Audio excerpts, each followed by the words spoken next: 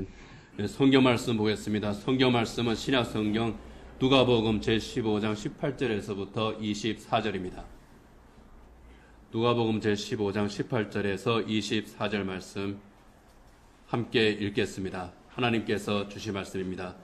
내가 일어나 아버지께로 가서 이르기를 아버지 내가 하늘과 아버지께 죄를 지었사오니 지금부터는 아버지의 아들이라 일컬음을 감당하지 못하겠나이다. 나를 품꾼의 하나로 보소서 하리라 하고 이에 일어나서 아버지께로 돌아가니라. 아직도 거리가 먼데 아버지가 그를 보고 측은히 여겨 달려가 목을 안고 입을 맞추니 아들이 이르되 아버지 내가 하늘과 아버지께 죄를 지었사오니 지금부터는 아버지의 아들이라 일컬음을 감당하지 못하겠나이다 하나 아버지는 종들에게 이르되 제일 좋은 옷을 떼어다가 입히고 손에 가락지를 끼우고 발에 신을 신기라. 그리고 살찐 송아지를 끌어다가 잡으라. 우리가 먹고 즐기자. 이 내 아들은 죽었다가 다시 살아났으며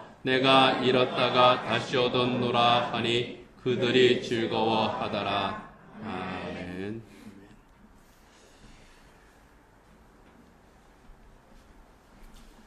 네, 로마서 연속 설교 계속 하고 있는데 오늘은 가정의 달을 맞아서 오늘은 이제 하지 않고요. 오늘은 누가복음이 본문으로 기다리는 사람 이 제목으로 함께 하나님의 말씀으로 은혜를 나눕니다. 로마서 연속 설교는 다음 주일에 계속하도록 하겠습니다. 네, 뉴욕에서 플로리다로 가는 장거리 여행버스가 있었습니다. 미국은 워낙 땅이 넓으니까 버스를 타고 24시간 가기도 하고 48시간 가기도 합니다. 이 버스에는 빙고라고 하는 사람이 타고 있었습니다. 뉴욕의 형무소에서 4년 동안의 형기를 마치고 집으로 돌아가는 길이었습니다. 이 빙고는 돌아가는 버스 안에서 계속 조용히 있었습니다. 그렇지만 그 곁에 있던 그 다른 사람들, 다른 승객들 중에서도 청년들이 곁에 와서 이야기도 말도 걸고 먹을 것도 같이 먹자 그러고 하면서 입을 조금씩 열기 시작했습니다. 빙고가 자기 사연을 이야기합니다. 자기가 죄를 지어서 감옥에 갇혔는데 아내한테 나를 잊어달라고 편지를 내가 4년 전에 썼다 하는 겁니다. 그렇게 편지를 썼더니 그 아내가 아무 소식도 없더라는 거예요. 이제 석방 때가 됐습니다. 이 빙고가 아내에게 편지를 씁니다. 만일 나를 용서하고 나를 다시 받아들일 생각이 있다면 마을 어귀에 있는 참나무에 노란 손수건을 메어 달라는 겁니다. 노란 손수건이 있으면 나는 그 마을에 내릴 것이고 노란 손수건이 없으면 내 아내가 이제 새 출발을 했구나. 나도 모든 것을 잃고 그대로 이제 가겠다고 하는 겁니다. 빙고의 이야기를 버스 안에 있던 모든 승객들이 알게 됐습니다. 승객들에게서 호기심이 생겼습니다. 과연 그 마을 참나무에 노란 손수건이 걸려 있을까, 걸려 있지 않을까. 마을이 점점 다가옵니다. 모든 승객들의 시선이 그 나무에 있을 참나무, 그 위치를 찾아보면서 바라보고 있습니다. 버스가 마을 어귀를 이제 지날 때가 됐습니다. 빙고는 차마 창밖을 내다보지를 못합니다. 그때 승객들이 일제히 환호성을 지르죠. 참나무에 온통 노란 손수건으로 뒤덮여 있었던 겁니다. 여러분들이 보는 그 그림처럼 노란 손수건이 나무 가득 묶여 있었던 거죠. 오래전에 읽었던 수필 노란 손수건의 내용입니다. 이 수필은 원래 피트 해밀이라고 하는 미국의 칼럼니스트가 리더스 다이제스트에 올린 글인데요. 오천석 선생이 미국에 유학 갔다가 너무나도 감동받아서 번역하고 자기 수필로 올린 거라고 합니다. 참나무를 뒤덮은 노란 손수건, 빙고를 용서하고 그 빙고를 맞아들이는 그 아내의 사랑의 표현이죠. 이 노란 손수건의 주인공 빙고처럼 집으로 돌아가는 한 사람이 있었습니다. 빙고처럼 사죄하는 마음으로 자기 아버지 집으로 돌아가는 아들입니다. 오늘 읽은 성경 본문에 나오는 탕자죠. 우리가 전체를 읽지 않았습니다마는 이 탕자는 자기 아버지에게 유산을 미리 상속해 달라고 요청을 했습니다. 미리 유산을 상속받을 수도 있죠. 그런데 그 동기가 좀 괘씸합니다. 집을 떠나고 싶은 겁니다. 뭔가 좀 내 인생을 멋지게 개척해 보고자 하는 그러한 청사진을 가지고 아버지에게 저에게 좀 투자하십시오. 그렇게 당당하게 계획서를 내밀고 하는 게 아닙니다. 아버지를 떠나서 좀 내 마음대로 한번 살고 싶습니다. 그런 마음으로 아버지에게 유산을 미리 상속해 달라고 한 겁니다. 오늘 보면 12절 같이 한번 읽어보겠습니다. 그 둘째가 아버지에게 말하되 아버지여 재산 중에서 내게 돌아올 분깃을 내게 주소서 하는지라. 아버지가 그 살림을 각각 나눠 주었더니. 그냥 달라는 거죠. 목적이 없습니다. 어차피 받을 유산이니 미리 받는 것 무슨 문제가 있겠느냐, 그런 생각을 했을 것 같습니다. 그런데 아버지가 아무 말 없이 유산을 나누어 줍니다. 아예 이참에 큰아들과 둘째 아들 모두에게 공평하게 나누어 줬습니다. 둘째 아들은 이 상속받은 유산을 가지고 먼 나라로 떠났습니다. 아버지로부터 벗어나는 겁니다. 멋진 인생을 나름대로 살고 싶었겠죠. 그곳에 가면 나는 행복할 것이다. 그런데 정작 그의 삶은 어땠습니까? 방탕한 삶이었습니다. 낭비하는 삶이었습니다. 허랑방탕해서 모든 것을 허비했습니다. 자기가 가진 것을 허비하면서 사는 동안에 그가 갔던 나라가 큰 흉년이 들었습니다. 요즘으로 말하면 불경기가 찾아온 거죠. 자기가 가진 것 다 없어졌는데 이제 불경기가 되어서 자기 일자리도 없습니다. 농장에서 돼지를 치는 신세로 전락합니다. 유대인이 돼지 치는 목동이 됐다고 하는 것은 굉장히 큰일입니다. 왜냐하면 유대인들은 돼지를 부정한 짐승으로 여겼거든요. 율법에서 접촉해서는 안 되는 짐승이 바로 돼지입니다. 접촉하지 않습니다. 그런데 돼지를 접촉하는 정도가 아니라 돼지와 함께 지내야 되는 그런 처지가 된 겁니다. 아주 절박한 처지가 된 거죠. 먹고 살기 위해서라면 도둑질 빼고는 뭐든지 다 할 수 있다. 그럴 정도로 절박한 상황에 이 사람이 몰린 겁니다. 먹을 것을 주는 사람도 없습니다. 먹을 것을 찾아보았습니다. 그랬더니 돼지가 먹는 쥐엄나무 열매가 있었습니다. 근데 그것조차도 먹기가 쉽지 않았습니다. 쥐엄나무 참 성경에 여러 번 나오고 이름은 알겠는데 뭔지 잘 모르겠죠. 저기에 보면은 저 푸른 나무가 쥐엄나무입니다. 우리나라에서는 저 나무가 없죠. 캐럿나무라고 해서 일종의 콩나무입니다. 높이가 10m에서 한 15m 정도까지 자라는 그런 나무예요. 이제 지중해 그 연안에 자라는 그 나무입니다. 그리고 거기에 보면은 저 꼭 완두콩처럼 생겼죠. 저게 이제 캐럿나무의 열매, 쥐엄 열매입니다. 세례 요한이 광야에 있을 때 먹었던 열매이기도 합니다. 맛이 단맛이 나기 때문에 먹지 못할 것은 아닙니다. 그렇지만 그 당시에는 돼지의 사료로 쓰였던 것이 이 쥐엄 열매였던 겁니다. 저것조차도 먹기가 쉽지 않았던 거예요. 그 자리에서 탕자가 자기 자신을 돌아보게 됩니다. 그러면서 이렇게 자기 처지를 토로합니다. 17절 같이 한번 읽어보겠습니다. 이에 스스로 돌이켜 이르되 내 아버지에게는 양식이 풍족한 품꾼이 얼마나 많은가. 나는 여기서 줄여 죽는구나. 스스로 돌이켜 말했다는 겁니다. 이 스스로 돌이켰다는 것은 정신을 차렸다는 뜻이에요. 나는 여기서 줄여 죽는구나. 이거는요, 나 이제 굶어 죽게 됐구나. 내 인생은 여기서 끝이야. 그런 뜻일 수 있겠지만은 그것은 내가 얼마나 잘못 살았구나 하는 것을 깨달았다고 하는 그런 의미입니다. 에레미야스라는 신학자가 있습니다. 탕자가 했던 이 말은 신세한탄의 뜻이 아니라 회개의 표현이라는 겁니다. 자기 자신을 돌아본 거예요. 아버지를 떠난 그 삶이 내가 잘못된 목적을 가지고 떠난 것이었고 잘못된 삶을 내가 살았던 것이구나.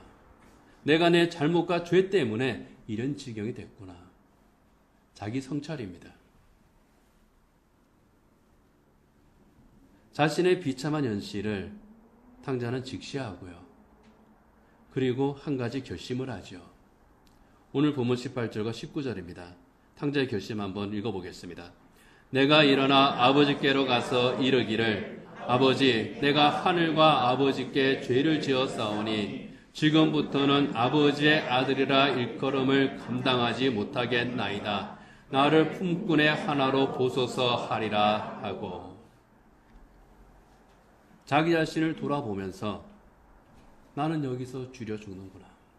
나는 정말 죄인이구나. 내가 잘못 살았구나. 자기 자신을 성찰한 후에 이제 내가 아버지께로 가야겠다. 결심을 하는 거죠. 내가 일어나 아버지께로 가겠다고 하는 거는요. 바로잡겠다는 뜻입니다. 나의 잘못된 삶을 내가 이제 바로잡겠다. 내가 이렇게 비참한 처지가 됐구나. 아이고 나 같은 거 살아서 뭐해. 그게 아니라는 거예요. 비참한 처지가 됐을 때, 자기의 잘못을 깨달았을 때, 자기의 죄의 문제가 무엇인가를 깨달았을 때에 그 원인을 살펴보고 내가 이제 바로잡아야 되겠다. 아버지를 떠나서 마음대로 살고자 했던 것이 잘못된 삶의 시작이었구나. 그러면은 내가 거기로 다시 돌아가야 되겠다. 그런 표현입니다. 내가 하늘과 아버지께 죄를 지었으니 지금부터는 아버지 아들이라 일컬음을 감당하지 못하겠습니다. 자기 반성입니다. 나는 참 이렇게 참 못난 짓을 하는 그런 사람이었습니다. 이 비참한 처지에 이르게 된 것이 내 잘못과 내 죄입니다. 타인에게 책임을 씌우지 않습니다. 아버지가 나한테 그 유산을 상속해 주지 않았으면 내가 이 지경 안 되지 않았겠습니까? 이런 억지를 부리지 않았다는 거예요. 내가 달라고 했을 때 아버지 너 그거 가져가가지고 네 마음대로 쓰다가 너 망해. 너 그렇게 살다가는 너 인생 자체가 잘못될 거야. 왜 그렇게 나를 꾸짖고 붙잡지 않으셨습니까? 내게 회초리를 들지 않았습니까? 그렇게 책임을 전가하고 변명하지를 않았다는 겁니다. 내가 죄를 지었습니다. 내가 잘못했습니다. 인정하는 겁니다. 그리고 아버지께로 돌아가는 거죠. 모든 것이 잘못되기 시작한 첫 출발점으로 내가 그곳으로 돌아가겠습니다. 여러분, 이게 회개예요. 내가 잘못했습니다. 하나님 용서해 주세요. 회개죠. 그런데 이 회개는 거기에서 멈추는 것이 아니라는 겁니다. 자기의 잘못을 들여다봅니다. 내 문제를 들여다봅니다. 그리고 그 원인을 찾습니다. 그것이 시작된 자리를 찾습니다. 그리고 그곳으로 돌아가는 거예요. 죄가 죄인 줄 알았을 때, 내가 잘못 살았다는 것을 알았을 때 인정하는 겁니다. 그리고 그 자리에서 일어나는 거예요. 거기까지 가야 됩니다. 그리고 그 자리에서 떠나서 원래 있어야 할 그 자리로 내가 돌아가는 겁니다. 이게 회개입니다. 입으로만 시인하는 거는요, 그냥 후회입니다. 회개는 후회를 넘어서는 거예요. 그리고 나아가는 겁니다. 성도가 돌아가야 할 자리 어디입니까? 하나님 앞이죠. 하나님을 거역하고 떠난 죄가 있습니다. 이것을 하나님께서 깨닫게 하십니다. 하나님이 없는 삶에 비참함이 있습니다. 하나님이 그것을 우리에게 깨닫게 하십니다. 이 죄의 비참함을 깨닫게 됐을 때 그걸 들여다보는 겁니다. 외면하거나 회피하는 것이 아니라 달아나는 것이 아니라 들여다보는 겁니다. 그리고 그 자리를 떠나는 거예요. 나를 구원하기 위해서 십자가에서 죽으신 예수님을 바라보고 주님 앞으로 나가는 겁니다. 이게 회개입니다. 이 탕자가 회개하면서 아버지께로 돌아왔습니다. 돌아오는 그 아들, 아버지는 멀리서 보고 달려나옵니다. 그리고 그 아들을 품에 안죠. 20절 말씀 같이 읽어보겠습니다. 이에 일어나서 아버지께로 돌아가니라. 아직도 거리가 먼데 아버지가 그를 보고 측은히 여겨 달려가 목을 안고 입을 맞추니. 일어나서 아버지께로 돌아갑니다. 아직 거리가 멉니다. 그런데 아버지가 달려갑니다. 측은히 여기는 마음으로 달려갑니다. 측은히 여겼다고 하는 것은요, 아, 참 저 불쌍한 놈이 이제 돌아오는구나, 그런 뜻이 아니라 용서했다는 뜻이에요. 물론 불쌍한 마음이 있죠. 용서했다는 겁니다. 그를 받아들인다는 겁니다.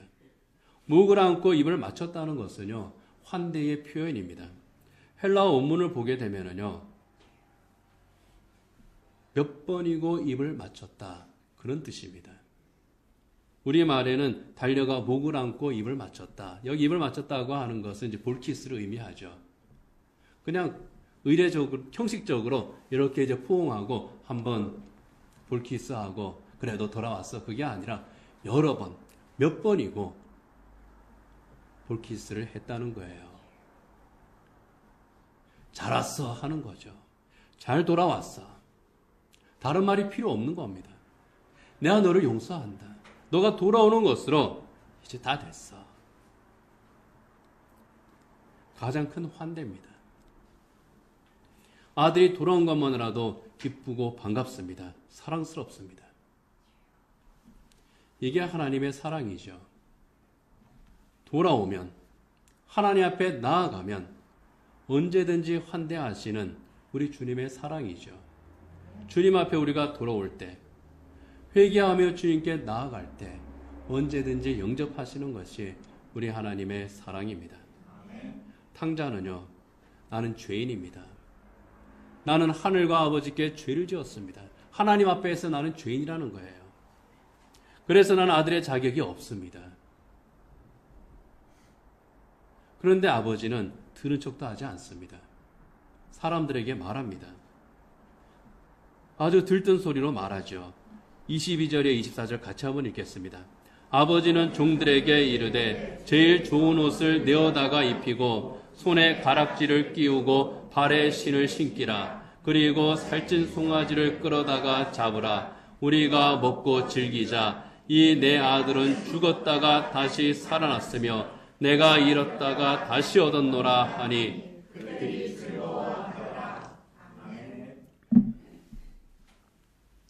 사실 이 탕자는요, 성실하게 살다가 나름대로 정말 열심히 살다가 힘껏 좀 살아보려고 발버둥을 치다가 실패한 사람이 아닙니다. 그렇게 실패했으면은 격려라도 해줄 수 있잖아요. 그죠? 야, 그래, 괜찮아. 너 참 열심히 살았어. 너 열심히 했잖아. 최선을 다했잖아. 그러면서 등을 두드려주고 격려해 줄 수 있을 겁니다. 그런데 그게 아니죠. 멀쩡히 살아있는 아버지 그 재산을 갈라주십시오. 그것만으로도 혼날 짓인데 그걸 받아가지고 가서 엉뚱한 곳에 다 낭비해버리고 말았습니다. 지가 잘못한 거예요. 뭐 심하게 말하면 100% 자기 잘못으로 인생을 실패한 겁니다.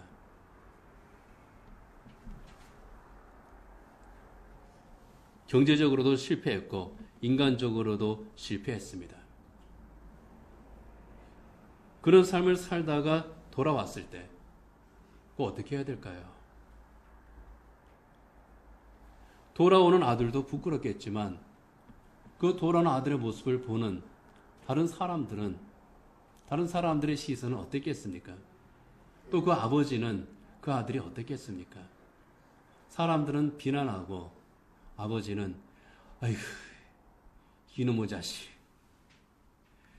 네가 그래도 내 새끼니까 내가 그래도 받아주지. 뭐 그랬을지도 모르겠습니다.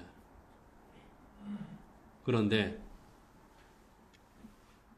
이 아버지는 그렇지 않습니다.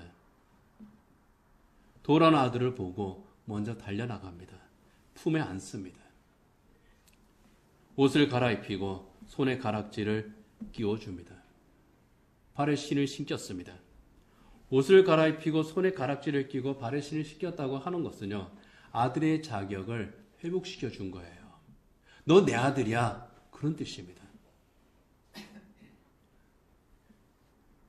너 나가서 참 욕먹을 짓만 하고 살았지. 너 참 못나게 살았지. 실패했지. 그런데 그럼에도 불구하고 너는 내 아들이야.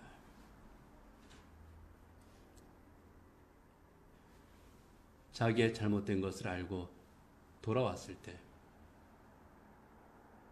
그 아버지는 이 내 아들은 죽었다가 다시 살아났다. 내가 잃었다가 다시 얻었다. 그렇게 말합니다. 회복의 선언이에요. 자기의 잘못을 깨달았을 때, 자기의 죄를 회개하고 돌아올 때, 그 죄와 함께 너의 옛사람은 죽었어. 그리고 내 앞에 돌아온 너는 새 생명을 얻은 존재야. 내가 잃었다가 다시 얻은 진짜 내 아들이야. 회복의 선언이에요. 이 한마디에 아버지의 사랑이 녹아 있는 겁니다. 하나님을 떠나 마음 가는 대로 살았는데 자기 세상에서 자기 나름대로 즐겁게 살다가 실패했는데 어느 순간에 깨닫습니다. 아, 내가 헛된 것을 쫓으면서 살았구나. 내가 가장 중요한 것을 잃어버리고 살았구나. 내 인생이 바른 인생이 아니었구나. 실패한 인생이었구나. 내가 있어야 할 곳이 여기가 아니었구나. 그런데 돌아갈 곳이 없습니다. 참 비참한 거죠. 돌아갈 곳이 없는 사람처럼 불쌍한 사람, 비참한 사람은 없습니다. 그런데 다행이죠. 탕자는 돌아갈 곳이 있었다는 겁니다. 돌아갈 수 있는 그곳. 비록 내가 못할 짓을 하고 떠나왔지만은 내가 돌아갈 수 있는 집, 내 아버지 집이 있었다는 거예요.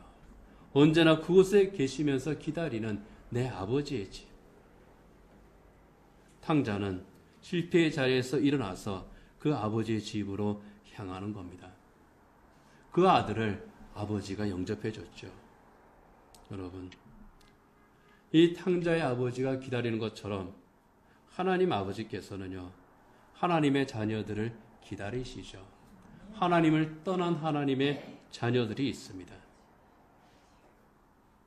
하나님을 떠나서는 안 되는데 하나님을 떠나 사는 하나님의 자녀들이 있어요. 세상으로 향하면 안 되는데 세상을 향해서 가는 하나님의 자녀들이 있습니다. 꽤 멀리 가버린 자녀들도 있습니다. 그들을 기다리시는 겁니다. 그리고 기다리고 또 기다리시다가 탕자가 돌아왔을 때 그 아버지가 그 아들을 품에 안듯이 품에 안아 주시는 겁니다.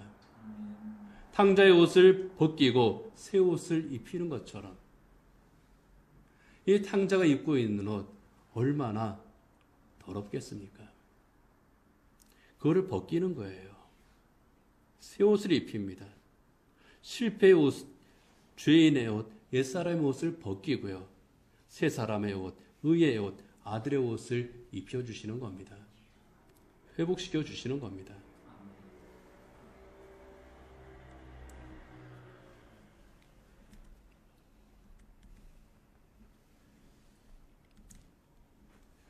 아침에 이제 예배하기 전에 전도사님이 물었습니다. 목사님, 근데 하나님은 왜 기다리실까요? 기다리기만 하실까요? 왜 찾으러 가지는 않으실까요?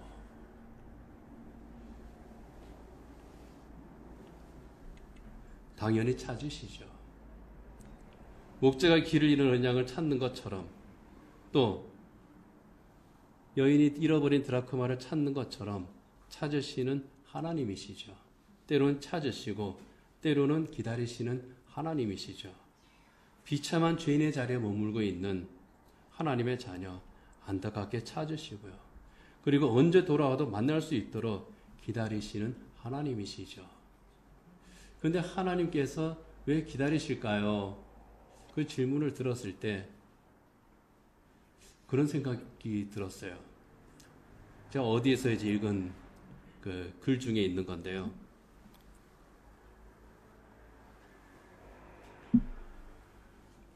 그 남편을 이제 잃은 한 그 여성이 쓴 글이에요.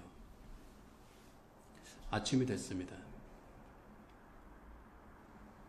창문을 이렇게 이제 여는데 바람이 이렇게 상쾌하게 슉 들어와요. 아, 바람이 참 시원하지 하고 딱 돌아보니까 없더라는 거예요. 늘 그 자리에 있을 줄 알았던 그 사람이 그 자리에 없더라는 거예요.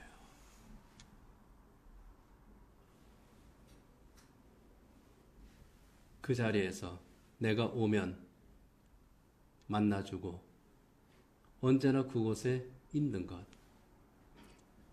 나를 기다려주는 사람.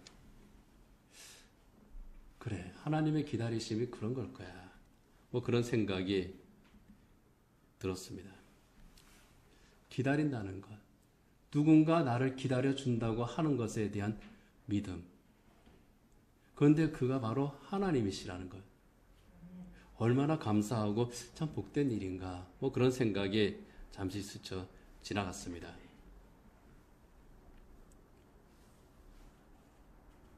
그래도 이 탕자는 내가 탕자 입장이라면은 참 떨리는 마음으로 아버지 집으로 갔을 것 같아요. 아버지는 분명히 나를 기다리고 계시는데 그 기다리는 아버지가 어떤 반응을 보일까? 노란 손수건의 주인공 빙고가 떨리는 마음으로 고향집으로 가잖아요. 분명히 내가 사랑하는 아내고, 그렇지만은 그 집 참나무에, 그 마을 어귀에 있는 참나무에 노란 손수건이 걸려 있을까, 걸려 있지 않을까 떨리는 마음으로 갔잖아요. 탕자도 떨리는 마음으로 아버지께로 갔을 거예요. 그런데 빙고의 아내가 빙고를 용서하고 받아들입니다. 탕자의 아버지는 돌아온 아들을 용서하고 받아들입니다. 기다릴 뿐만 아니라 용서하고 받아주는 사랑. 이게 하나님 아버지의 사랑입니다. 죄인을 용서하고 회복시켜 주시는 그 사랑이죠. 미우라 아야코라고 하는 일본 여성이 있죠. 참 믿음의 사람인데 그가 쓴 양친 언덕이라고 하는 소설이 또 하나 있습니다. 나오미라고 하는 여성이 주인공인데 그 아버지가 목사님이에요. 고스케 목사의 딸인데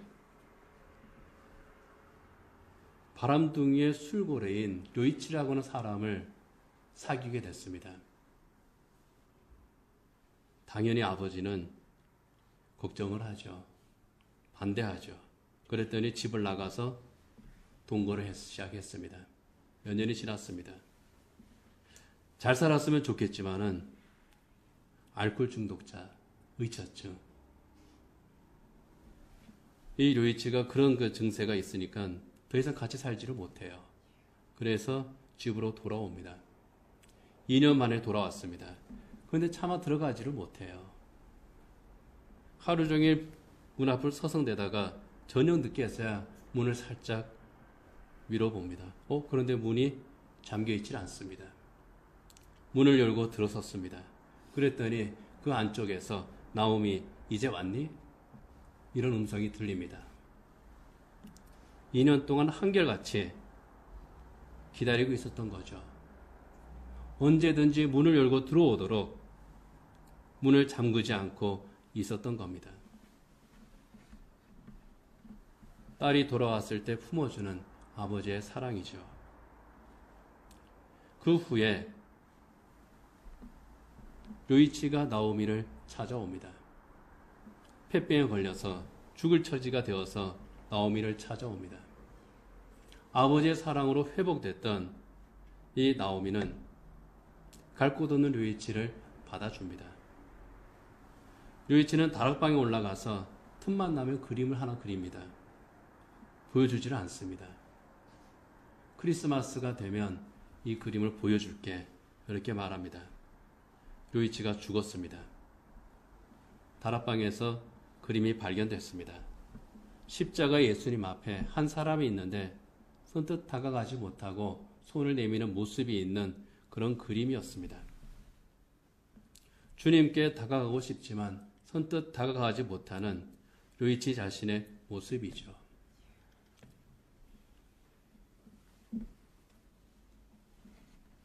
그런 류이치에게 우리 주님께서는 손을 내밀어 주시는 겁니다. 주님의 사랑이죠. 이 세상은 실패한 사람들에게 또는 죄인인 사람들에게 자기 자신의 잘못에 함몰된 사람들에게 너는 돌아갈 곳이 없다고 말합니다. 너는 그 책임을 지고 너는 너의 삶을 끝내야 된다고 그렇게 말하기도 합니다. 그렇지만 하나님의 자녀는 그렇지 않습니다. 돌아갈 곳이 있는 사람들이 하나님의 자녀입니다. 아무리 실패한 인생이라도 아무리 죄가 많더라도 하나님께서는 기다리시는 겁니다. 포기하지 않고 기다리시는 사랑, 그게 바로 하나님의 사랑입니다. 언제든지 돌아오면 그곳에 계시면서 만나기를 원하시고 기다리시고 손을 내밀어 주시는 것이 우리 하나님의 사랑입니다. 류이치처럼 선뜻 예수님께 다가가지 못할지라도 나 같은 사람이 어떻게 주님께 나갈 수 있겠습니까? 부끄러워하면서 다가가지 못할 때는 먼저 달려나와서 안으시는 거죠. 먼저 달려나오는 겁니다. 그리고 선언합니다. 이 사람은 내 자녀야. 죽었다가 살아난 내 자녀야. 내 아들이요, 내 딸이야. 내가 잃었다가 다시 찾았어.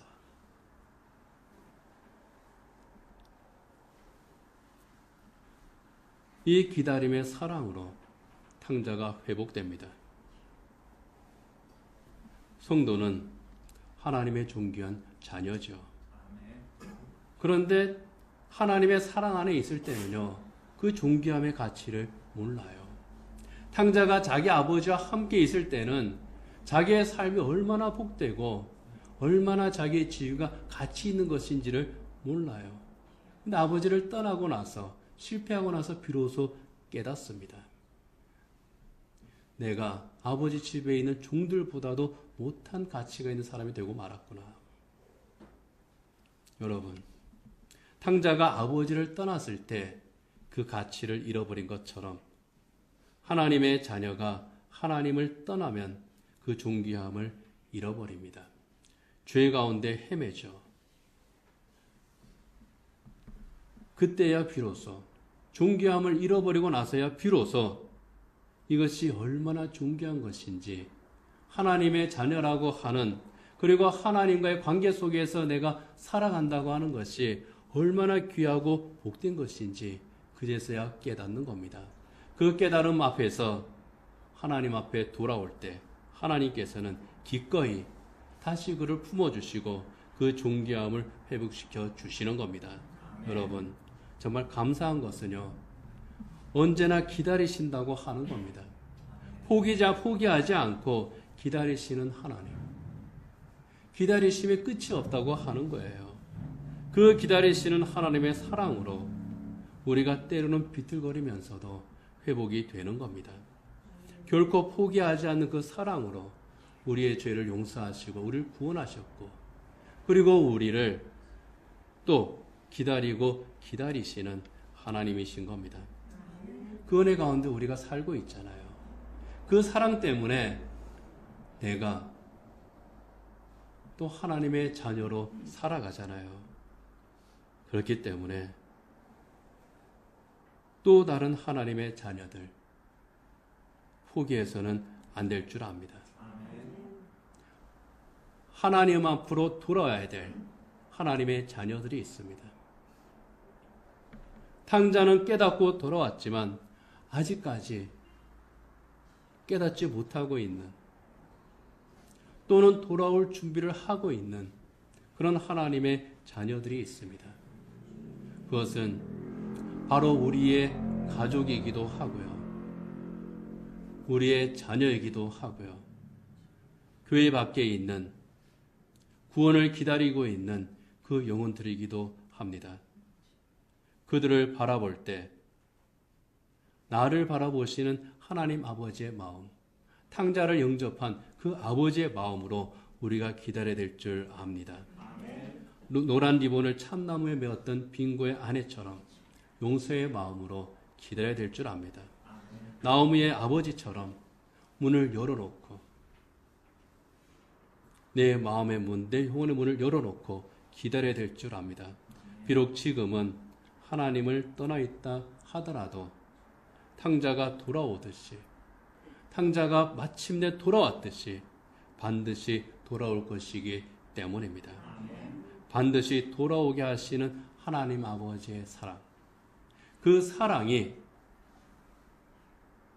나를 기다리셨고 그 사랑으로 또 다른 하나님의 자녀를 기다리시기 때문입니다.